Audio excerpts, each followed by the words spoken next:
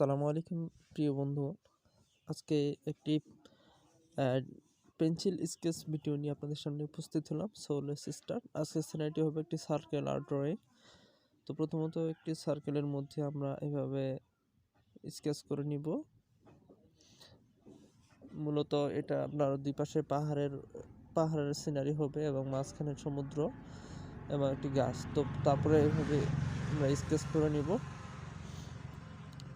পাহাড়ের ভাঁজগুলোতে আমরা ডার্ক করে দিব, যেমনটি ভিডিওতে দেখতে পাচ্ছেন।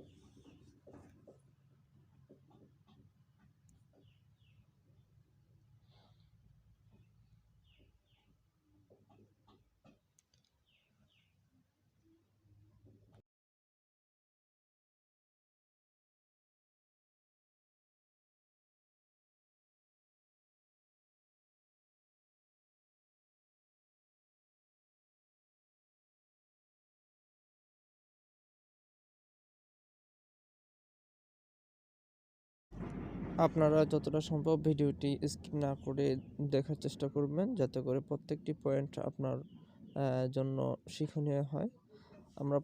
আমরা এখানে পাহাড়ের সাইডটাতে ডার্ক করে দিয়েছি এবং তার সাথে হালকা করে নিয়েছি, এবং আমরা আকাশটা অঙ্কন করে দিব, মানে মেঘ। তো দেখতেই পাচ্ছেন আমরা হালকা স্কেচ করে নিব মেঘ অঙ্কনের জন্য। আপনারা একটু ডার্ক করে নেবেন।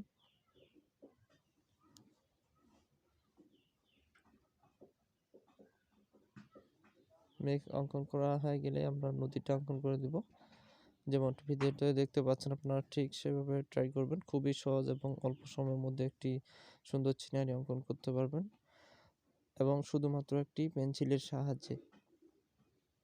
সো ডিয়ার অডিয়েন্স, যারা আমাদের চ্যানেলে একেবারে নতুন, তারা দয়া করে চ্যানেলটি সাবস্ক্রাইব করবেন এবং পাশে থাকা বেল আইকনটিতে ক্লিক করে রাখবেন, যাতে করে পরবর্তী নতুন ভিডিওতে আপনার নোটিফিকেশন পৌঁছে যায়।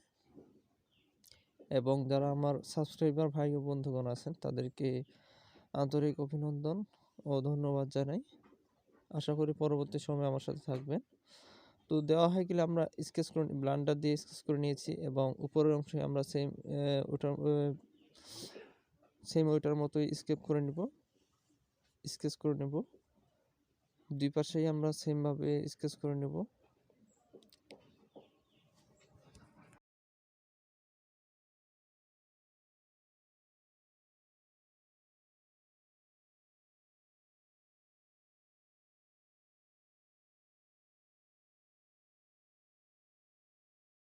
স্কেচ করা হয়ে গেলে আমরা একটি গাছ অঙ্কন করে দিব।